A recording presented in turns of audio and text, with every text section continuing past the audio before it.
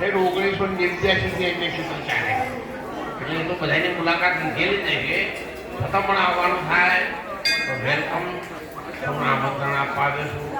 આપ સૌની તંદુરસ્તી ભગવાન સારી રાખે, સંતો મહંતોના આશીર્વાદ પ્રાપ્ત થાય.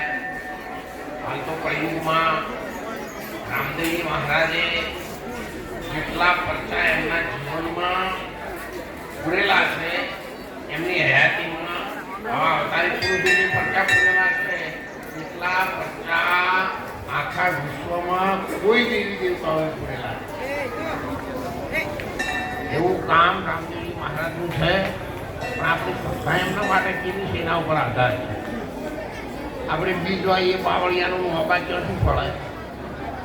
બાવળિયા વાઈને અગરબત્તી કરીને આખું દસુમાં જમાડો તો બાવળીઓ રાજી થાય તો ચારો ગળી ફૂલ આવે સુધી જેત લોંબી આવે. એને કહેજો ના આવે. સૌ ભાઈઓને બહેનોને દીકરીઓને મારી વિનંતી છે, બહુ શ્રદ્ધા રાખજો, વિશ્વાસ રાખજો.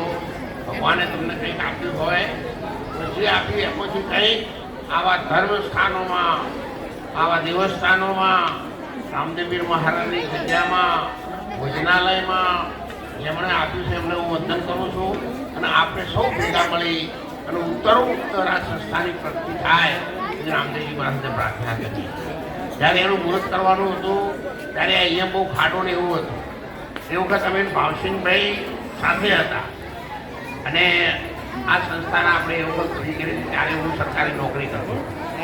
એટલે આ ગામની સાથે લગભગ 40-50 વર્ષથી હું જસુમાવની સાથે મારી સાથે હતા. એ તો બધા જતા રહ્યા, ચોક ચોક રહ્યા છે, પણ આ જુવાન દીકરાઓ મને યાદ કરે છે એટલે હું ખૂબ રાજી છું. મારા લાયક પણ સેવા હોય તો મને કહેજો, હું પણ એમાં મદદ થઈશ. બોલો રામદેવજી મહારાજ કી. અને આપણી વચ્ચેથી રજા રમદા